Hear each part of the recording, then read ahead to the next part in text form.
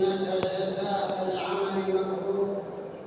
نحمده سبحانه ونشكره على كل فضل وخير ميسور، ونشهد أن لا إله إلا الله وحده لا شريك له وهو العفو الغفور، ونشهد أن سيدنا ونبينا محمدًا عبده ورسوله عبد ربه بيقين فقلبه بحبه ميسور، صلى الله عليه وعلى آله وصحبه.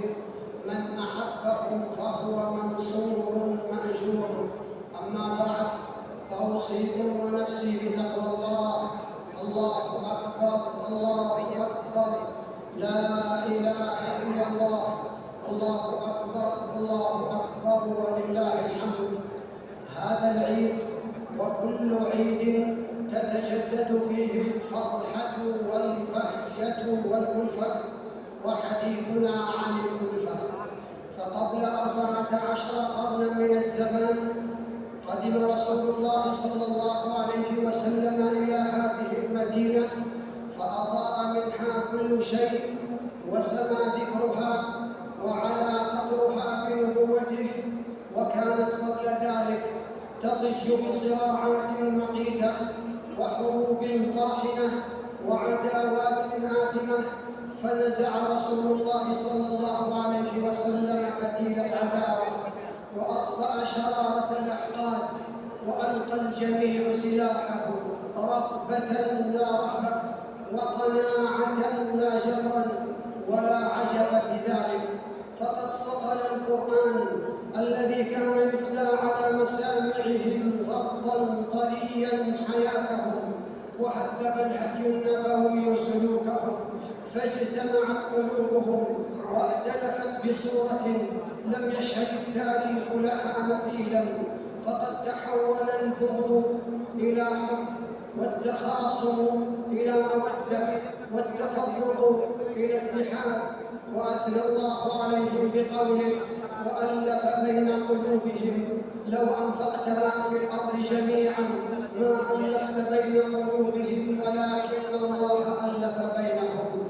وصف القرآن ألفتهم الطاهرة النقية الخالصة بقوله: يحبون من هاجر إليهم ولا يجدون في صدورهم حاجة مما أوتوا ويؤثرون على أنفسهم ولو كان بهم خصاصة. هذه الألفة التي رأينا منها عجبا في حياة الصحابة الكرام غدت قاعدة الانطلاق لبناء أمة وتشييد حضارة.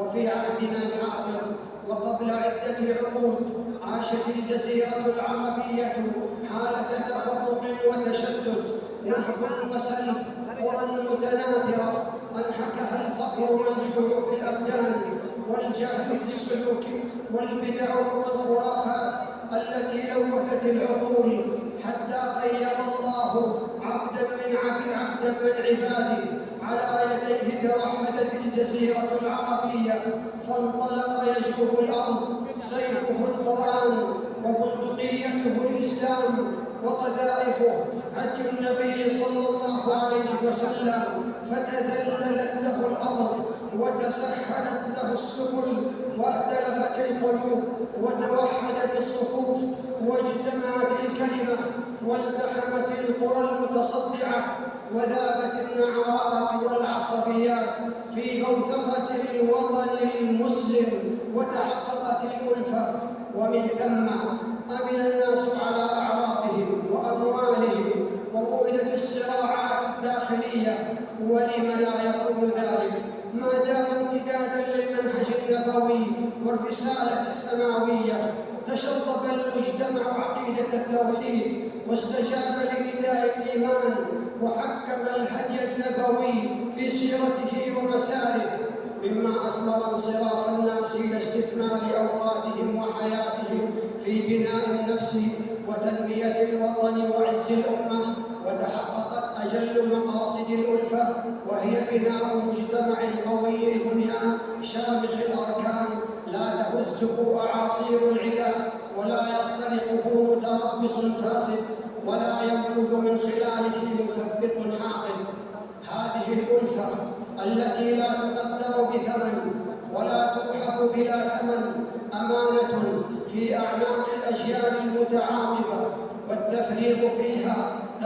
رفيق بالوطن ومستقبله والأمن وسيادته. قال رسول الله صلى الله عليه وسلم: سيصيب أمتي داء الأمم. قالوا: يا نبي الله، وما داء الأمم؟ قال: الأشر والبطر والتكاثر والتشاحن في الدنيا والتباغض والتحاسد حتى يكون البغي ثم الهرج. رواه الحاكم. ولجلالة قدر الألفة وعظم مقامها وعميق أثرها في الحياة نجد معناها حاضرا في الفرائض والأقوال والأفعال. فصلاة الجماعة تحيي معاني الألفة بالتعارف والتقارب والتحاب والصفح والعفو. وتأمل هذا الربط العجيب في الهدي النبوي الذي يجعل من اختلال الصفوف في الصلاة نقضا لعرى الألفة. قال رسول الله صلى الله عليه وسلم: استووا ولا تختلفوا فتختلف قلوبكم. رواه مسلم. أي تختلف قلوبكم بالعداوة والبغضاء والتحاسد والشحناء. فاستواء الصفوف واستقامتها طريق إلى ائتلاف القلوب، وإذا اختلفت الصفوف كان ذلك مدعاة لاختلاف القلوب. والزكاة تعضد قوة المجتمع، تحقق الألفة والمحبة وتطيب الخاطر. وفي رمضان الذي ودعناه بالأمس نجد الألفة بجذورها وأغصانها وثمارها محسوسة منظورة فيه في كل حركة. ولن نقول زورا إذا قلنا بأن التاريخ وفي كل النظم والأعراف والتقاليد لم ولن يشهد ألفة أعظم من ألفة رمضان التي تجاوزت الحدود والسدود وانتظم فيها الأسود والأبيض والعربي والأعجمي في مشارق الأرض ومغاربها. ناهيك عن الحج الذي جمع المشرقي بالمغربي والقاصي والداني بلباس واحد وعلى صعيد واحد. الله أكبر، الله أكبر، لا إله إلا الله، والله أكبر، الله أكبر ولله الحمد. الإيقاع المادي الطاغي في الحياة المعاصرة ألقى بظلاله على الألفة وأحدث فتورا في العلاقات وجفافا في المشاعر. فتوجس المسلم من أخيه خوفا من أن يتربص به الدوائر، وغلب سوء الظن والشك والريبة وحس الانتقام على مبدأ التسامح مع التنافس المذموم في محيط الدائرة الواحدة والصراع المحموم على المصالح الدنيوية والمناصب الزائلة. كما قال الأول: أنا خير منه. ناهيك عن خفوت بريق الألفة في الأسرة الذي بدأ قوامها يترنح، وصدود الأقارب عن بعضهم، بل ونشوء خلافات والتدابر بين الجيران، حتى بلغ الحال أن الجار لا يعرف جاره فضلا عن أداء حقوقه. وفي ظل تراحم الألفة والتفكك الذي يفضي إلى ضعف الرقابة المجتمعية يجد اللصوص والسراق ومروج المخدرات وأصحاب الأفكار الهدامة وكل المفسدين مكانا آمنا ينفثون سمومهم على مساحة أوسع وبكل جرأة واطمئنان. الله أكبر، الله أكبر، لا إله إلا الله، الله أكبر، الله أكبر ولله الحمد. والعيد موسم تجديد العهد بالألفة وطأس قيمها وتعزيز مكانها، أداء للحقوق وتقوية للأمة الوطنية وتحسينا للأخلاق وشموخ الأمة.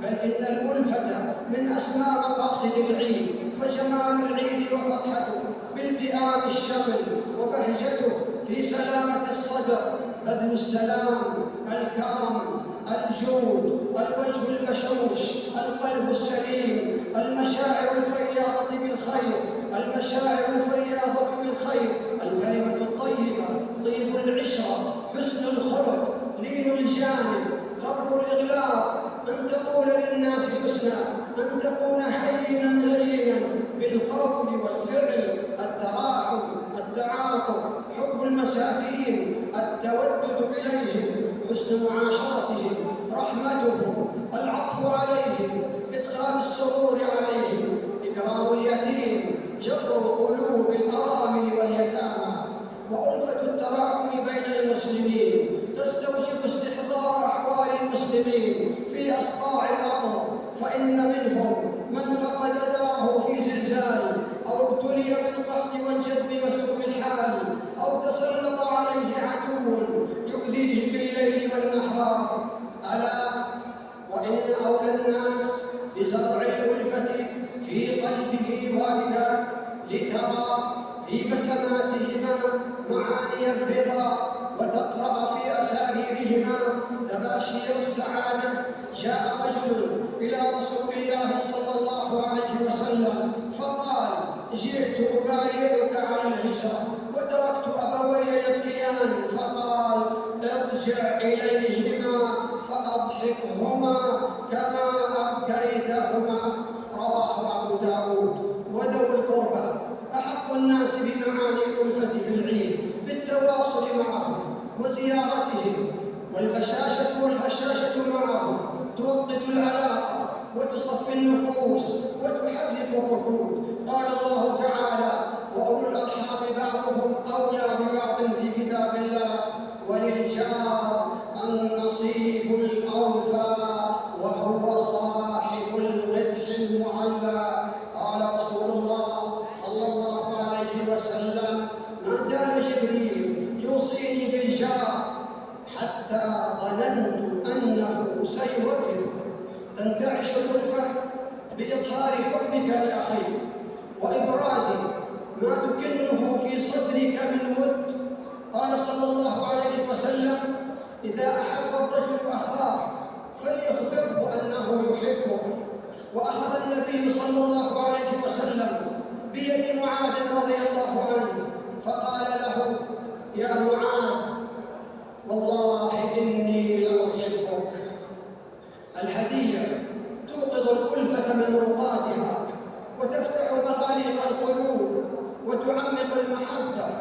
وكان رسول الله صلى الله عليه وسلم يقبل الهدية ويثيب عليها. هذه المعاني ينبغي أن تكون مصاحبة للمسلم في كل وقت وحين، إلا أن العيد يجليها وينفض عنها غبار النسيان وبعد العهد. الله أكبر، الله أكبر، لا إله إلا الله، والله أكبر، الله أكبر، ولله الحمد.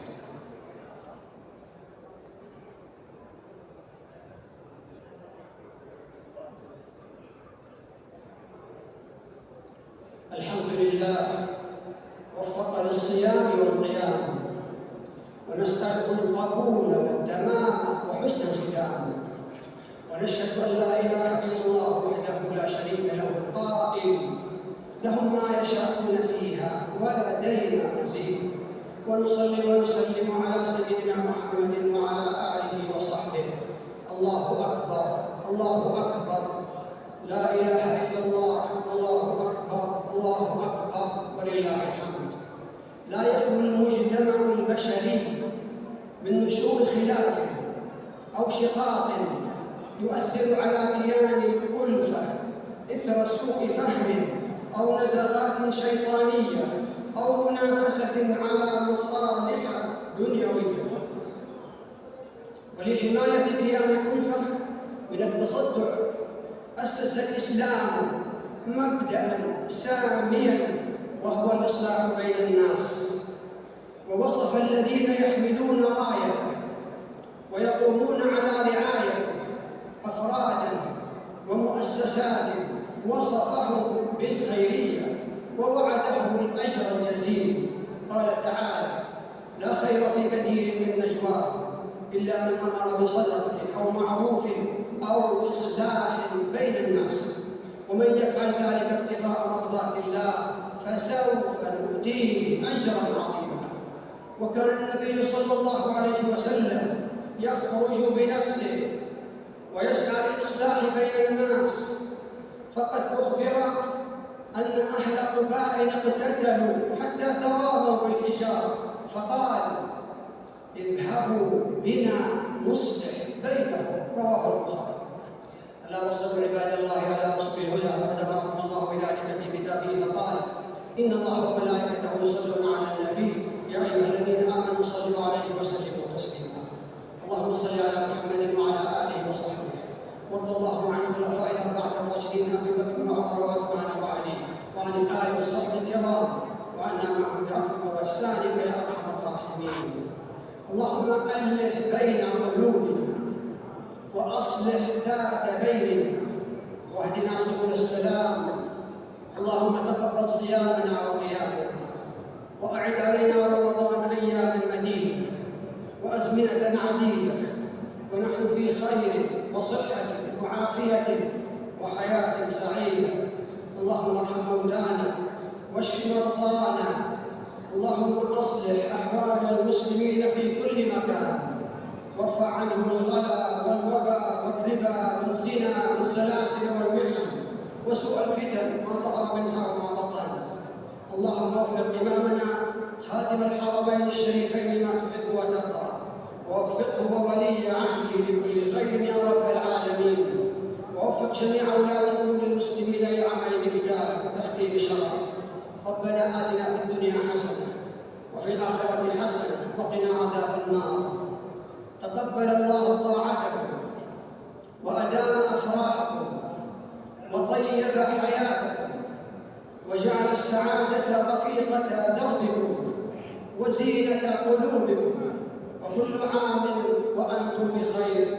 الله أكبر، الله أكبر، الله أكبر، لا إله إلا الله، والله أكبر، الله أكبر، ولله الحمد.